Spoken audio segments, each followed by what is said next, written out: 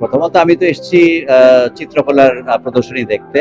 তো চিত্রকলা তো এমন একটা জিনিস যেখানে আমরা দৈনন্দিন জীবনের মধ্যে যেটার মধ্যে থাকি সেটাকে ট্রান্সেন্ড করে কোন একটা ল্যাঙ্গুয়েজ।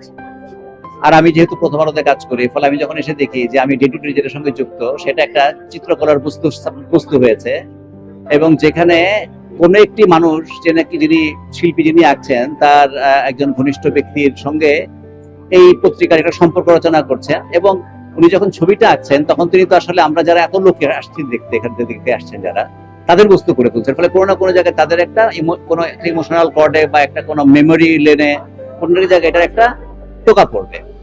এটা হচ্ছে ছবির কাজ। এখন যেটা যদি এভাবে বলি যে আপনারা জানেন যে আমাদের কিছুদিন আগে তো আমাদের একটা বিরাট ঘটনা ঘটলো। তো কারণ আমরা আমাদের দেশের মধ্যে যে সমস্ত আমরা বলি যে যে স্নায়ুবিন্দু গুলো আছে আমাদের সমাজে, তার মধ্যে তো মিডিয়া একটা।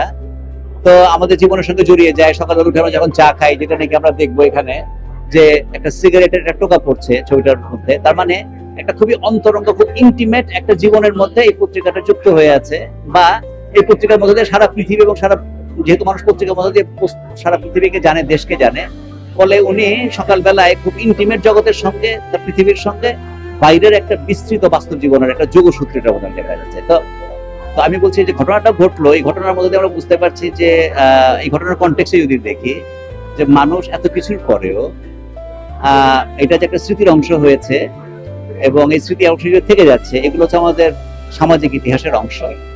এবং ছবিটি এইভাবে করে একটি আমাদের ব্যক্তিগত অভ্যাসের সঙ্গে একটা সামাজিক অভ্যাস বা সামাজিক স্মৃতিকে যুক্ত করেছে।